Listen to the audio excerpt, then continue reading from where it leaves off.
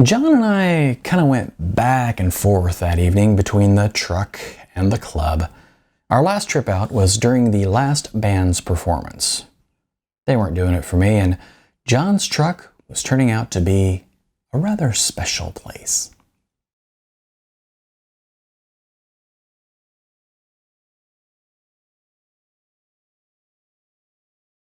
Hi, I'm Neil A. Yeager. Today I'm reading from my novella, The Next Seattle. Thanks for sticking with me. We're on chapter 18, so we're getting there. And thanks for listening to the music as you go. I assume you have. If you've come this far, you've probably noticed. We do a chapter, then we do a song. We do a chapter, we do a song. And thank you for hanging with me this far. And if you haven't, please hit subscribe on my YouTube channel. That would be great. That would help me a whole lot. And as always, check this video's description text for where you can find The Next Seattle. There's an audiobook on Audible, there's print books on Amazon, etc., plus my other books and other music projects. Anyway, I'll get on with it. This is chapter 18, The Banks of the Wabash. I don't know how much time had gone by, but as we sat there shooting the breeze, the truck door was yanked open without so much as a knock. We both jumped, and there was Samantha again, this time with her friend Gina in tow. Samantha introduced Gina as the smartest person she had ever met. Then she grabbed one of John's beers and handed it to this quiet girl. I think Gina just took the beer because it had been thrust at her. I don't think she had any interest in it. She also coughed quite a bit as she came near me, which led me to extinguish my cigarette, even though it was only half smoked. For a moment, things seemed a bit awkward as the four of us sat drinking beer, or at least three of us were drinking beer, in silence. Finally, John broke the ice. Naturally, John was the type of guy who had been specifically designed in the cosmic plan of things to break ice. No photos, he called out. What? No photos. If my wife sees photos of me out drinking in my truck with a couple of girls, I will no longer have a wife. Don't worry, said Samantha with a laugh. Nothing's going to happen that your wife would need to worry about. Oh, I don't know, he said, for I have found that the ladies are, without exception, uncontrollably drawn to my manly physique. At which point we all started to laugh like crazy. That little truck, shook with our laughter. For myself, I had a mental picture of hordes of women of all ages, clinging to John madly. The image was so absurd when applied to a guy like him that I nearly split my side open with laughter. After that, we talked a bit about the Terre Haute music scene. Rather, Samantha talked about the Terre Haute music scene. You really had to admire the ambitious plan she had for the place. And once again, as her father had predicted, I heard her say that it was going to be the next Seattle. At some point, it was Gina, who was the one who told me that Terre Haute was French for high ground. For a while, I watched her. I noticed that she didn't seem overly comfortable here. She didn't say a whole lot, so I got the definite feeling that she was one of those people who feels a bit out of place in a social situation. I would imagine that had I known her as well as Samantha knew her, then she would probably talk to me quite freely. In the company of folks she didn't know, however, she preferred to fade into the woodwork and let the more outgoing go for it. Samantha, on the other hand, had absolutely no problems with either talking to relative strangers or to getting drunk with them. I suppose that when you're that sure of yourself, then you're sure of your opinions, and perhaps you blindly believe that everyone around you should have the benefit of your wisdom. But I think I may be getting a little too psychological here because I was drunk. At some point, the conversation turned to the Wabash. John had some vague recollection that there was some once upon a time famous song about the Wabash. Samantha also thought so. She seemed to think that in school they had read about some famous guy who turned out to be a communist writing a song about the Wabash. It was Gina who provided the answers. Apparently, Samantha had things so screwed up that Gina couldn't help but to jump into the conversation and straighten things out. First, the song about the Wabash was the state song. on the banks of the Wabash, far away. Which John interrupted to comment was a damned long title for a song, and Samantha commented that she didn't know there was a state song. And it was written by Paul Dresser, who was the brother of the novelist Theodore Dreiser. The Terre Haute communist she was thinking of was not a communist. He was Eugene V. Debs, who was a labor leader and a socialist, before socialism and communism were taken to mean the same thing. Even though I was quite drunk, I remember this conversation clearly, because Gina seemed to think it was quite important. Smart people are like that, I guess. The Wabash, from what I gathered from the song title, was a river. Apparently, it wasn't too far from our present location, so John got it into his head that we should walk there. "Can you walk right now?" I asked him. "Yes, I can walk. I can walk a straight line. I can also put my finger on my nose. Watch." So he demonstrated that he could pass the standard intoxication test. He extended his arm with a pointed finger, bent his arm to the elbow, and touched his finger to his ear. He laughed. Then he started toward the door. "That's it, we're going." At which point he opened the door and started shooing all of us outside. Samantha ducked backward to ensure that, should there be anyone outside, they wouldn't see her with a beer in her hand. She finished off the beer, then stepped out. Gina followed suit, although Gina just set her beer down rather than drinking the rest of it, assuming that she had consumed any of it at all. John rifled around in the back of the truck until he found a backpack. A pink one, with little cartoon teddy bears on it. Gina and I both laughed at the sight of this big, burly man slinging a little girl's backpack over his shoulder. "Okay, we're ready," she said. "Lay on, McDuff," said John, to which I started.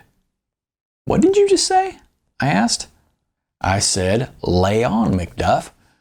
What, you never heard anybody quote Shakespeare before?" "And damn be him who first cries, 'Hold enough,'" I replied. "Damn straight." We walked a few blocks, even taking a shortcut through the courthouse grounds, the stately golden dome towering over us. We proceeded through the shortcut, emerging from beneath the shadows of the courthouse. After we had walked a block more, I whined, "I am not seeing any rivers here." "We're almost there," said Samantha. "Just keep your pants on." So we walked on for a few more minutes until we entered a large open area which I was to learn was a park. In the dark, it was a little hard to make out just where we were, but I could tell that there was an empty space directly in front of us. In the distance, I could see a line of trees silhouetted against the sky. Yet, for some reason, there didn't seem to be anything between here and there. It was odd. As we walked on, it eventually became clear why there was nothing in the view. It was because there was indeed a river there. "See?" shouted John. His voice shattered the still night air. This was instantly answered by a chorus of shushes from all three of us. "Oh, sorry," he whispered. "But see, there is a river there. Now ain't there?"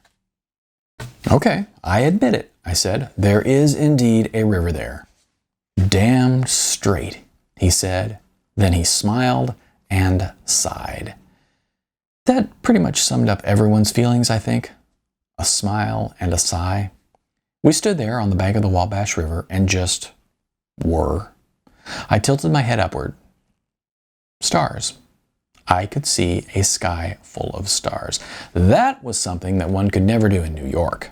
So when I go someplace where I can actually see stars at night, it does tend to affect me. I lit up a cigarette and took a deep, satisfying drag as I stared at the stars. Nobody said a word, and that was perfect. I was here. I was with people who I was beginning to think of as friends. I stared up at the stars, and a strange feeling crept over me. It was a feeling that I hadn't felt in a while. My life had been so utterly worthless for so seemingly long that I had trouble recognizing the feeling when I felt it. Yet there it was. I wanted to live. I smiled and took another deep drag of my cigarette. I sat down on the grass on the banks of the Wabash and puzzled over my own feelings. Strange. Eventually, John said something. He said to me, "About a brewski," and he reached inside the pack. Samantha grinned and said, "You asshole," as she punched John in the arm. "I wondered why you were carrying a stupid pink backpack." "Hey, don't make fun of my daughter's taste in backpacks." Samantha took one of the beers and said, "I'm pretty sure this is illegal." "Yeah," said John, "but it's worth it. If we get caught, we spend a few hours in jail till somebody bails us out. Till then, this is worth the risk." He was right. It was worth the risk.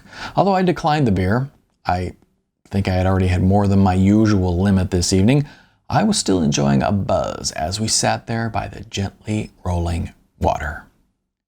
Gina sat down beside me. She breathed in deeply of the night air. "This is nice," she said. "I've never been here at night. It's nice." "Hey, G," said Samantha, "remember when we used to ride our bikes down here?" "Yeah, that was great. Racing around here. We should do that again." "My bike's still out in the garage." John cut in, "Deming Park. Better for bike riding." The comment drew objections from both of the females. There then followed a debate on the virtues of these two different parks.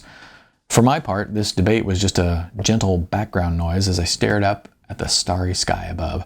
I was too busy pondering my own strange feelings to be taken in by a bicycling debate. Besides, I couldn't really make an informed decision on the topic anyway.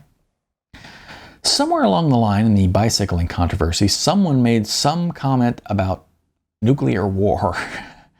As I said, I wasn't really following the thread of what was being said, so I have no idea how the conversation got there. "Well, case of nuclear war," said John, "you proceed immediately to the TV station." "Why is that?" asked Samantha. "They got a fallout shelter there." "What?" "A fallout shelter," John continued, "down in the basement.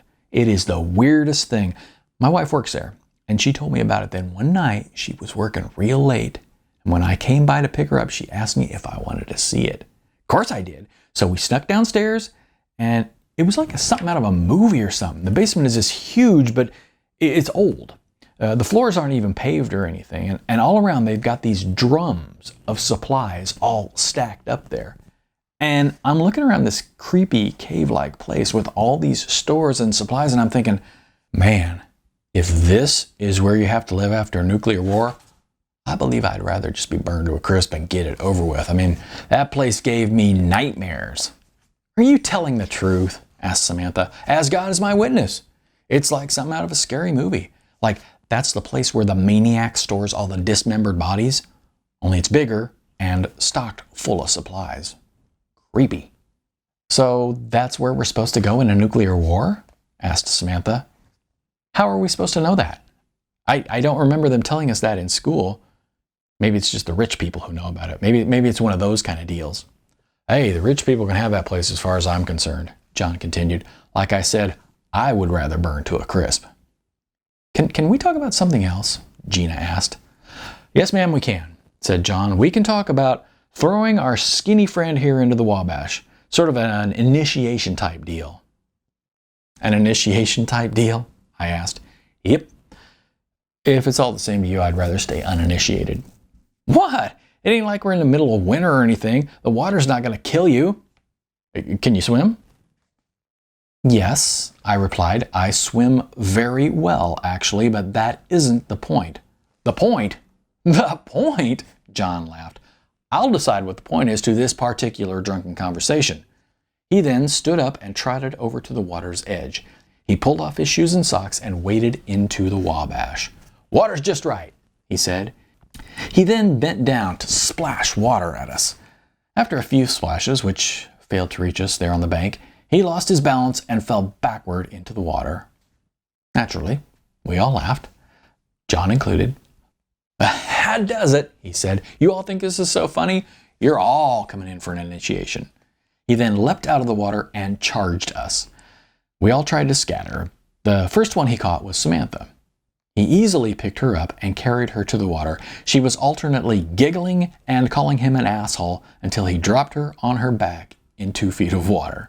"You asshole!" she shrieked through her giggles. She tried to hit him, but he was already out of the water and headed for me. I thought I could get away from him, but he proved to be the quickest fat man I have ever met. He latched onto me, and just as he had done to Samantha, picked me up, carried me to the water, and dropped me in. The water was cold, but it felt good, refreshing. As I came up for air, I looked back at the bank where Gina had put herself a safe distance from John. I guess he recognized this, plus the fact that she was still sober, and gave up on any attempt to chase her. Instead, he fell back in the water, creating a huge splash. So we splashed around in the water a bit, there in the river at night. It was fun. Now, Samantha tried to dunk me, but I was too slippery for her. I managed to slip around behind her, grab her around the waist, and dunk her. As she came up from below the water, I still gripped her by the waist.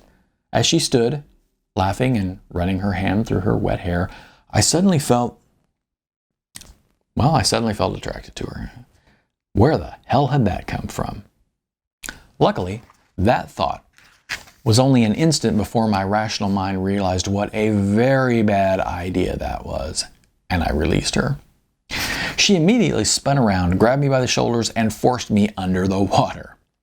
After that, we all just stood there in the water, smiling at one another. You know, said Samantha finally, they say that alcohol and the river don't mix. Of course they do, said John. Nope, it's exactly the kind of story you see on the news. Exactly, exclaimed John. Why do you think you see it on the news? Because everybody knows that it's fun to drink and get in the river. Okay, so about half the people drown, but that doesn't mean that it ain't fun. Eventually, we got out of the river and walked back to the parking lot of Seattle. I'm sure that to anyone who saw us, we were a comical sight. Well, at least 3 of us were.